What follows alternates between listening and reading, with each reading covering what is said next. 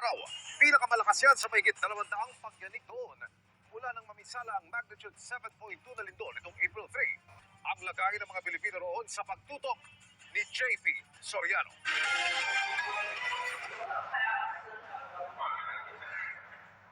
Biglang umuga ang gusaling ito sa Taiwan.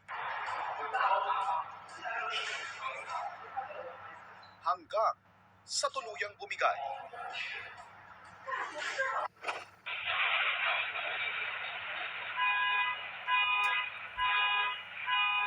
Aakalain namang may malakas na hangin dumuyan sa mga kabling ito. Pero lalong lumakas ang uga hanggang pati ang katabing puno ang yumanig. Sa loob naman ng bahay na ito, nagtumbahan ng magkakapatong na libro.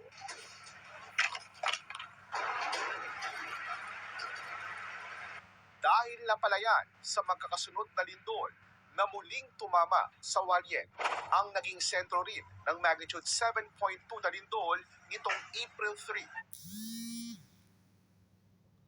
Ang mga major quake ngayong araw, kabilang ang pinakamalakas na nasa magnitude 6.3, hiwalay pa sa posibleng aftershocks ng April 3 quake.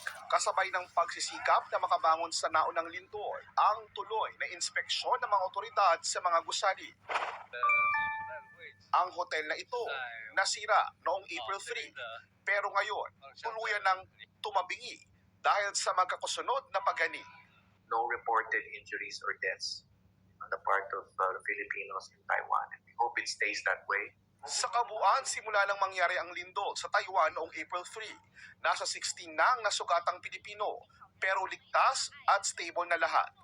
Nagsagawa na ng relief good operations ang DMW at MECO sa Taiwan sa mahigit 1,000 OFWs na apektado ng lindol at nakikipag-ugnayan din sa Filipino community, lalo na sa Hualien. Schools are closed today and some offices in Hualien area are closed because there are landslides. And many of the roads actually are not passable. Sa datos ng MECO, mahigit 150,000 ang mga OFW sa Taiwan na karamihan ay factory workers. Para sa GMA Integrated News, JP Soriano, nakatutok 24 oras.